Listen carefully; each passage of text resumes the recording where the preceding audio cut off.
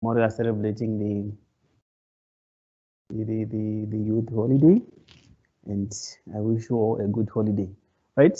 Welcome to our crypto-aligned lesson brought to us by VT Africa Holdings with the subsidiary companies Fastratech, Fibotech. Can I invite you, as usual, as always, to join me on the lessons? So I am inviting you to log on to www.hellosmart.com because I would want you to take part on the assessments that we'll be doing. Remember, our topic has got lots of workings, questions that I would want us to try at home as I try them here. We'll try them together. Use your ID, class ID 598751, and then you add your name. So today we'll do an assessment online at the end of our lesson.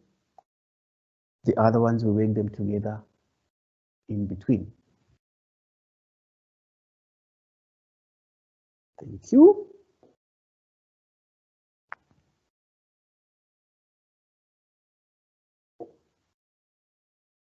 Briefly, on Friday, we talked about, we repeated on complete dominance, which I said is also referred to as symbol dominance. We also went on to talk about core dominance, and we went on to talk about incomplete dominance.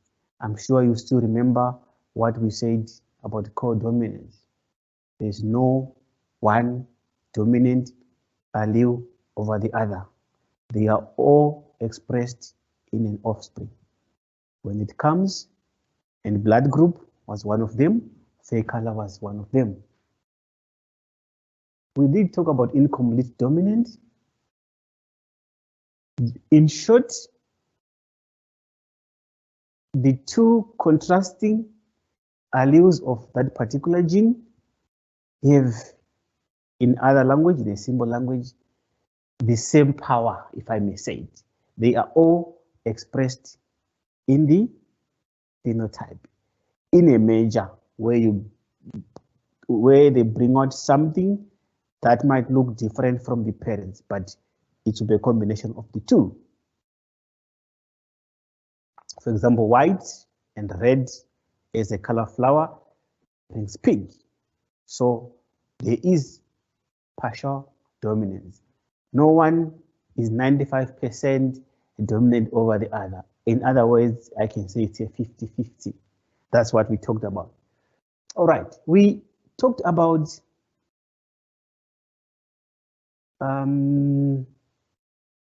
solving genetic problems.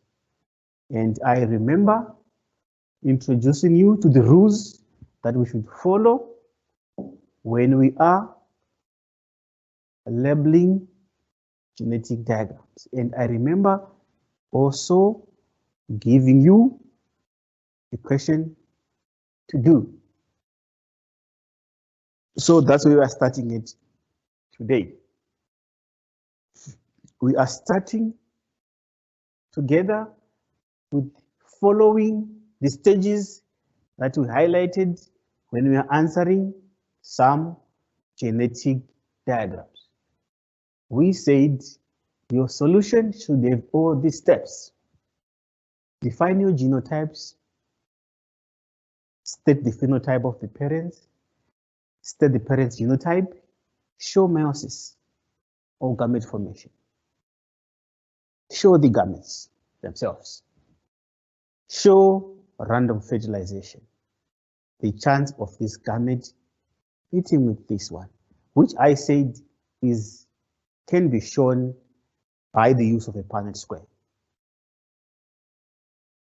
So this Punnett square only shows us chances that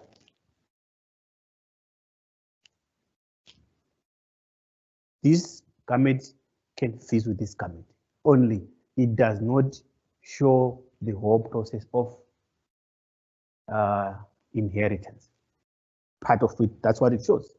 Then you have to show your genotype, you have to show your phenotype, and you may state the ratio. Wonderful. I then gave you a question to go and attempt.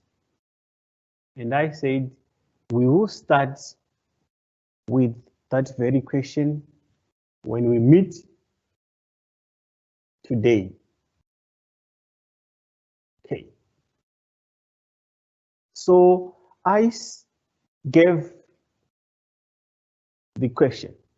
In garden P, tau is dominant over dwarf. If a homozygous dwarf plant is crossed with a homozygous tau plant, what will be the appearance of the F1 generation? Okay, let's work it out using my layout here. Would also go back and look at how we can use the Punnett square when we are answering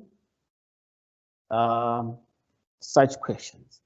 The Punnett square only helps us to show fertilization.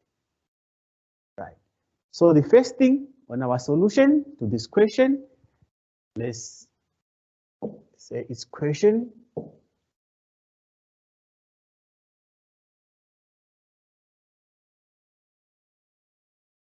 that's my first question. Right. Solution, what do we do first? First, we need to define our genotype. This is the parent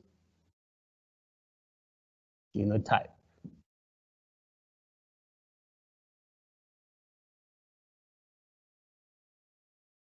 Tau and dwarf. I always like to start with a dominant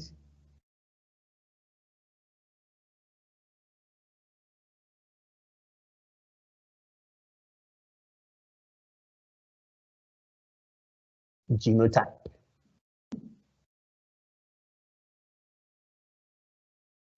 So grade curve, you should follow all the stages.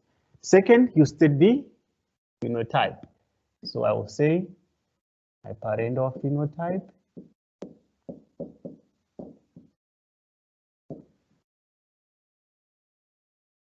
You see what I've done?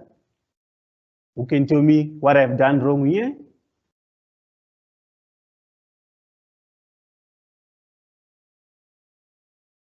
I have written phenotype instead of genotype. So the first one, I will pick letters to represent my alleles. I will use T. You should have told me that. Say you made a mistake there. You are putting the phenotype instead of the genotype. Right. Phenotype, tau against dwarf. Very poor handwriting. Let me write beta so that you can all see.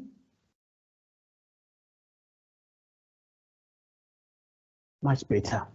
Right. Third, state the parental genotype. It's a Monday. Yeah, forgive me. Forgive me for that. My apologies. First, you start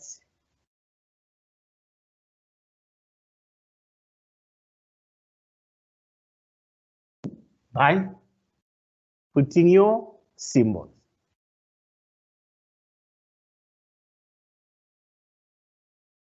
Let T represent tau, and then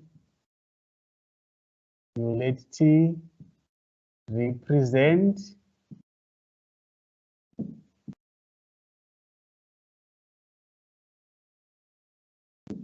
the dwarf one. Now, I'll come on to the genotypes. So I started with the genotype. The nice thing to do is you tell us which letter you've chosen. I've chosen T to represent my alleles. So T for the dominant one, the capital letter, T the small one for the dwarf one. All right. Then the genotype, if it's TO, it's TT. If it's dwarf, it's TT. Right. Third stage, state. Fourth stage, show meiosis. Then I will show the process of meiosis. This T, now they are gametes. This T separates into that. And we have got this small t. We normally cycle our gametes. So that's meiosis.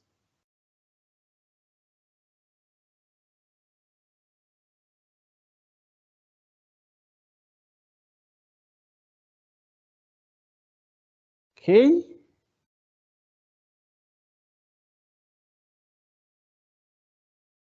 All right. It's a Monday for me today. Meiosis. Let me show it this way.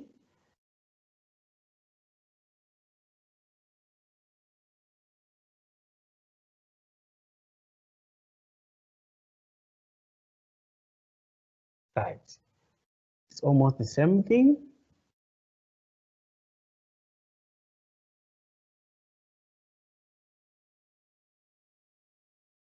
They are on the stage of meiosis, so I don't cycle them. When they finish the meiosis division, then I'll cycle them. Now they are gametes.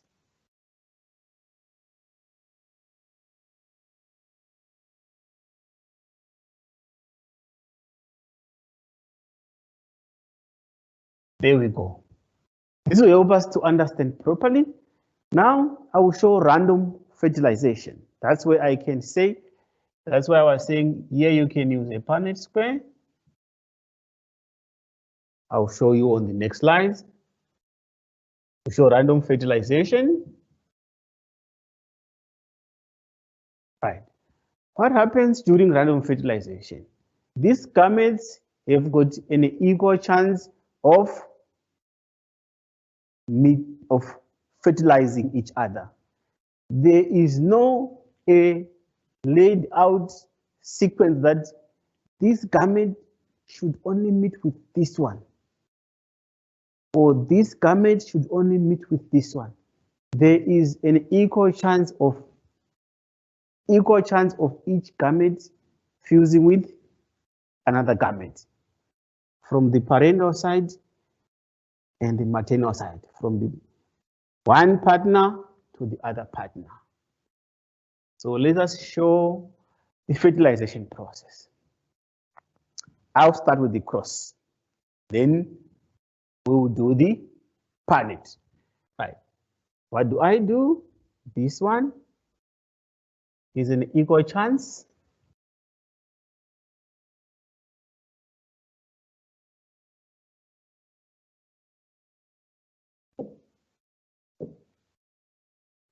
All right. This one is an equal chance of meeting with this one. What do they have? It will be consistent. We have got T and T. The same gamete with an equal chance of meeting with the other one. What do we get? T and T. We come on to the second comment. It's not the second, but according to the way I put them, with this one. T and T. Lastly, this one and this one, T and T. So these are the offsprings, and it's the genotype of the offsprings, which we said we call them our first generation offspring, shortened as grade 12 F1. F1 generation. Wonderful. So what is the genotype of the F1 generation?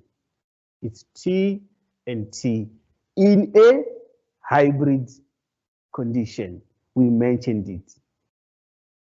The combination of a dominant and a recessive allele.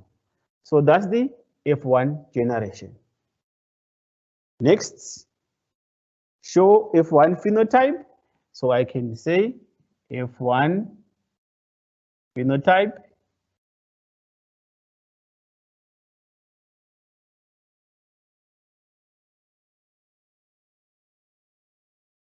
today I will do it a very simple way. I will have to write it.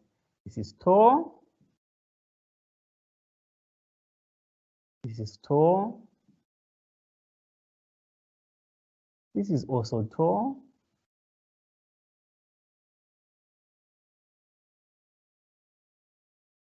And this is also tall. So all the offsprings are tall. So in this case, in this scenario, I might not state the ratio because they are all tall. Are we together? So the question was saying, what will be the appearance of the F1 plants? Appearance, meaning the phenotype. So you can now say, show me that you really understand. To answer the question, O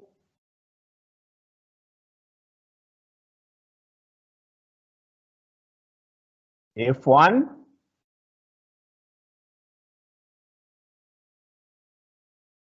plants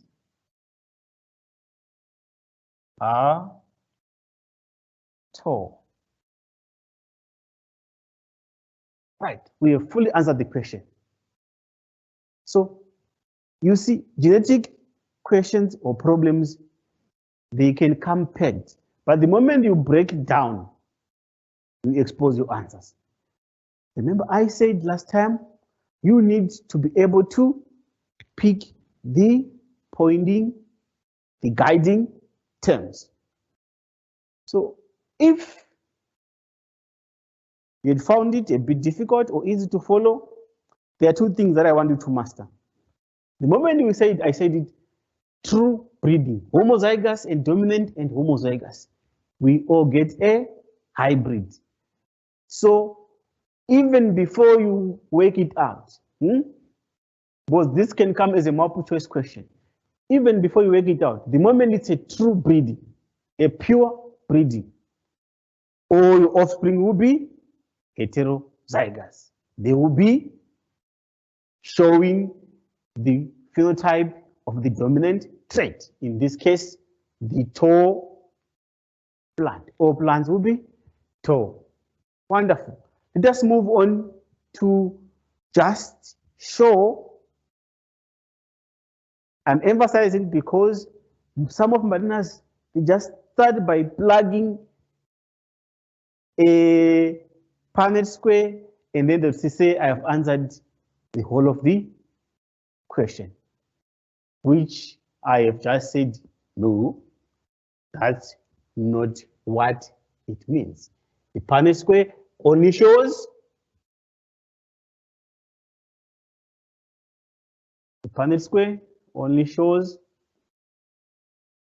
fertilization. All right. Let us go back to fertilization. So to the Punnett square and go through Mendel's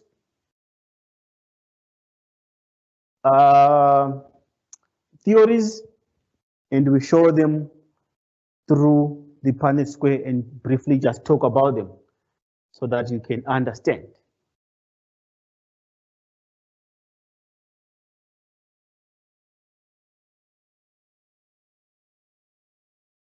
All right.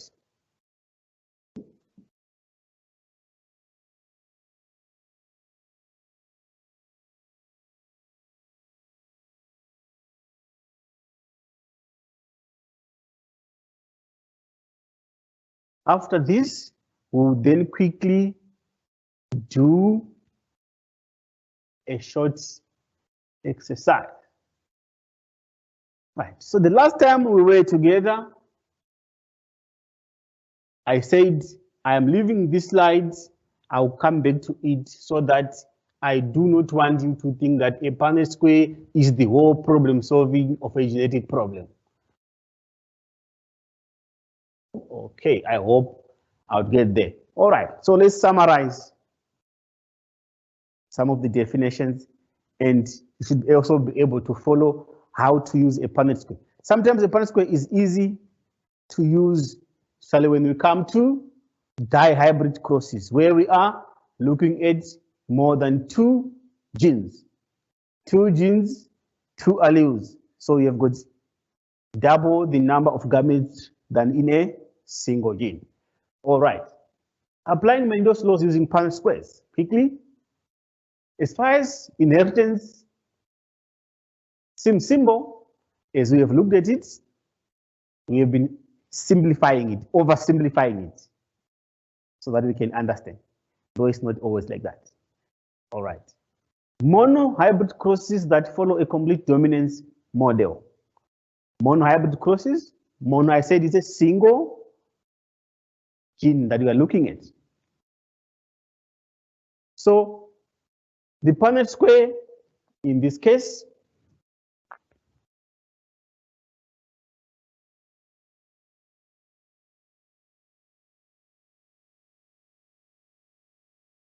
right. For whatever gene that we're looking at, let's give it an example.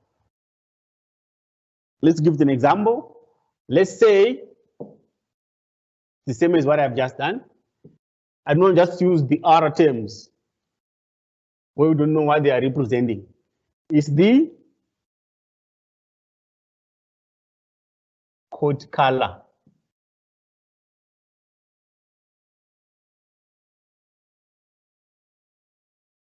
Colors being red,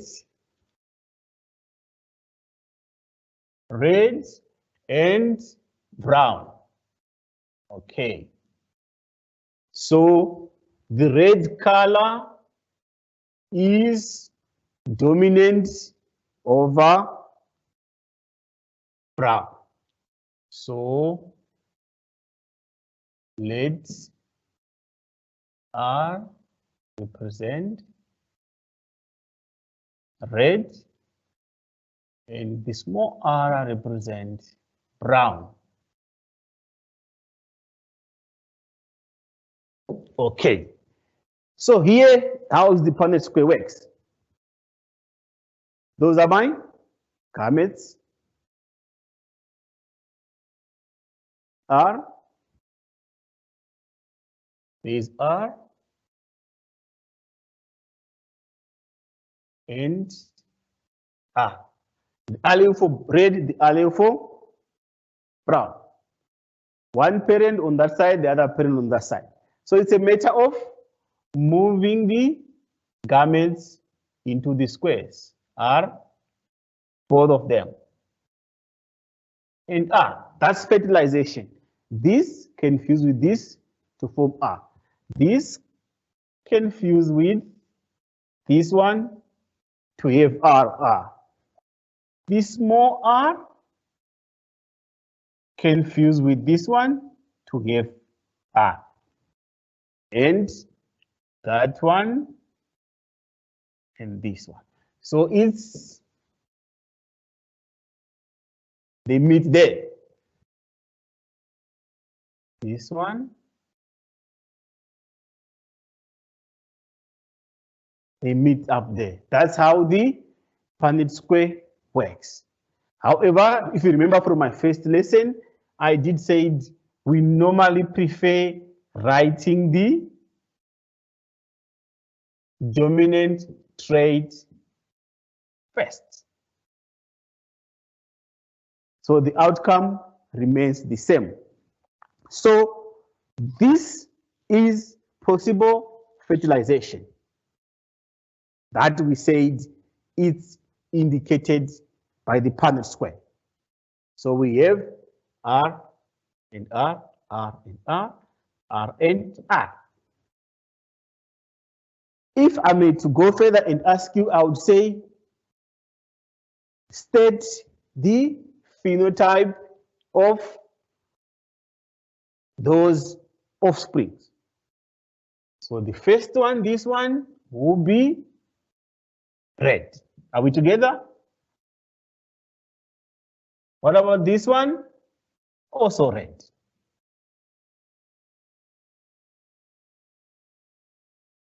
We come to the other one, it's also red. And that one, red. Are we following? Hopefully we are. Thank you. Next, the same thing, homozygous, sorry. What will be the flower phenotype be of an offspring of a homozygous pea plant crossed with a homozygous white plant?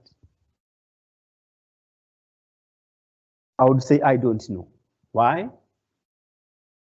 I would say it can be either or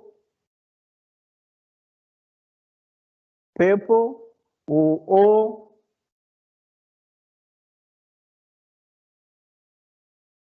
either all purple or all white, because I was not told who is dominant over the other. So there is something missing on that question. We have to correct it. Thank you. Right. Applying Mendel's law, similar to what we have covered. The alleles separates segregation states that two alleles they form gametes. We have said it. Then the gametes, part of the parental generation. It's a repetition of what we've just said. So here our parents. Now the flowers have been given the letters. So I assimilate. You see why it's important to denote which one is representing which one. It has been lacking. So purple, let A represent purple. See, that's why you should not rush to just put a Punnett square and let the other A represent white. Okay. As long as we have stated our symbols, everything becomes clear. We are only showing fertilization. Gametes, split to get our gametes. Gametes for the other parent, split to get there. And then we do our cross. We do our cross. In this case, we are doing our boxes.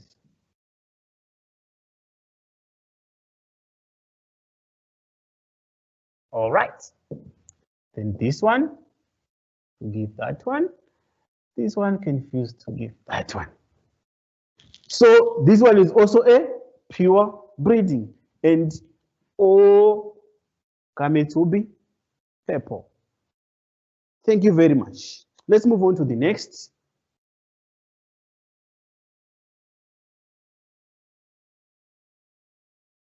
In this scenario, we have crossed or we have made our parents, sorry, our offspring, the F1, the parent of the next generation. So what Mendo have done here, we talked about it. We have taken your F1 as your parents. We'll come back to look at it later on in terms of trying to figure out what would be the probable phenotype by merely looking at the genotype, even before you cross them. Remember, that's when I said previous lesson that you see that there's need for mastering ratio when we're doing our complete. So as long as we are crossing hybrid parents, hybrid heterozygous, dominant and recessive, we would always get a ratio of 3:1.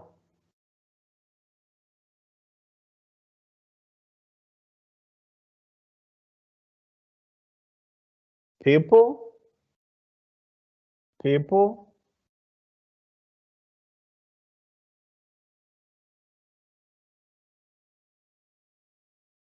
and people.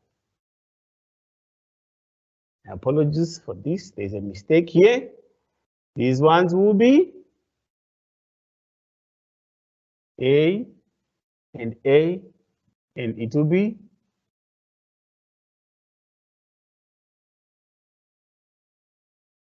a white one. Okay, so we'll get a 3:1, but it's fine, we'll come back to this. Our concentration so far was on the Punnett square use. Okay, that's what I wanted us to look at today, plus the first example.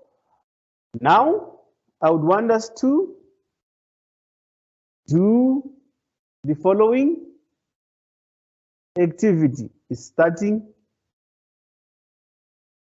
here. All right, let's do the following activity. We should be logging on. Let's log on to do the following activity. It's a quick one. First question, 2 heterozygous plants are crossed. Which genotype is homozygous for the offspring with green pods? So we are making our answer from what we have been given. All right, it's loading. So from the question there, G is the capital letter. So whoever G is presenting on the allele, let's start the activity. Wonderful.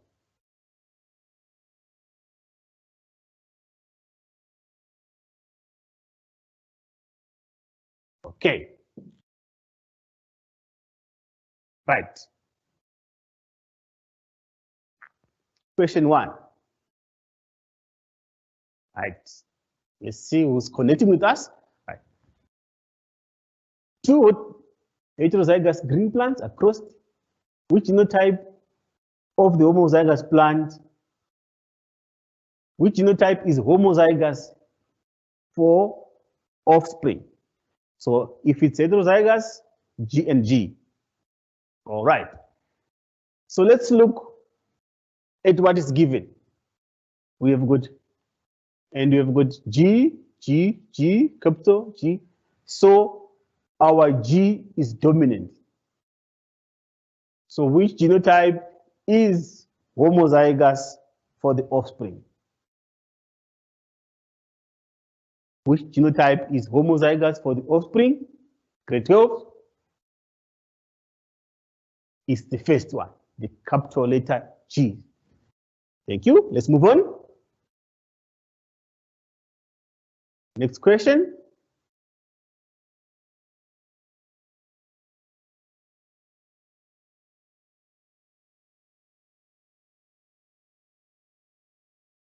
Fruit flies can have red eyes or white eyes. See, that alone, if we have symbols, which means red is dominant over white. Capital letter R, small r. Okay. What is the correct notation for a cross between a heterozygous red-eyed plant and a white-eyed plant? Who can tell me the correct genotypic symbols? What is the correct notation for a cross between heterozygous red, which means R and R, that's heterozygous red, and a white parent? Remember, we said for a recessive trait to be expressed in a phenotype, it has to be in a homozygous condition. So white is R. Which one of that is on our choices? It's B. Thank you. Next question. Are we getting them right?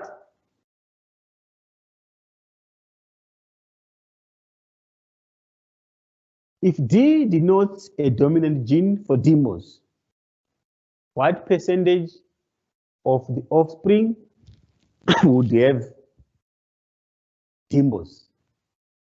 So what do you do then? If you're still starting like me, you quickly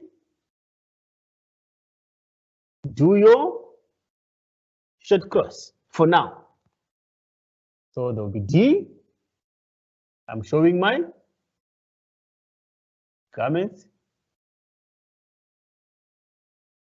D, D, D, D. When they cross, we go D and D. D and D. Small d and small d.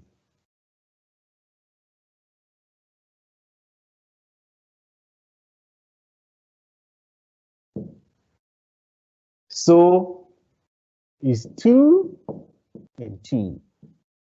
Mathematically, it's 1:1. So it's a 50-50 chance of getting DMOS. So you should also be able to begin to pick these ratios. We'll come back to them tomorrow. Next question.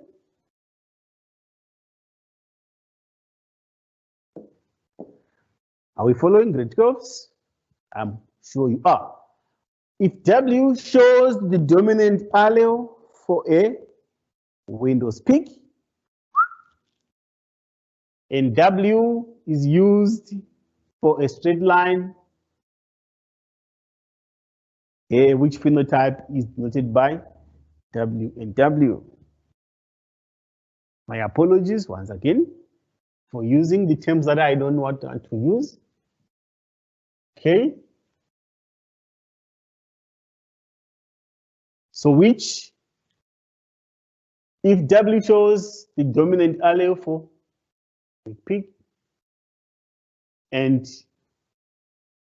small one for the straight hairline. So the Windows peak is this one. So if somebody is in the heterozygous condition, what will he be? A straight line or a Windows peak? Very close. What will be the answer?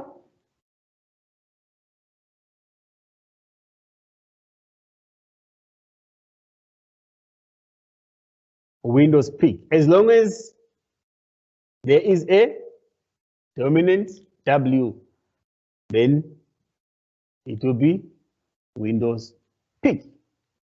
All right. I'm sure. Do we still have more questions?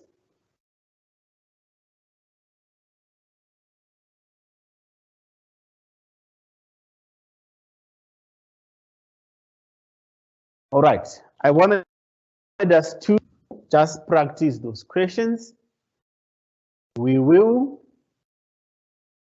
continue with other examples or problems of monohybrid that would involve incomplete dominance and codominance on our next lesson. Thank you very much for listening, grade 12. Enjoy your holiday tomorrow, and let us meet on Wednesday. Our lesson on Wednesday is from 1 o'clock. Enjoy your holidays.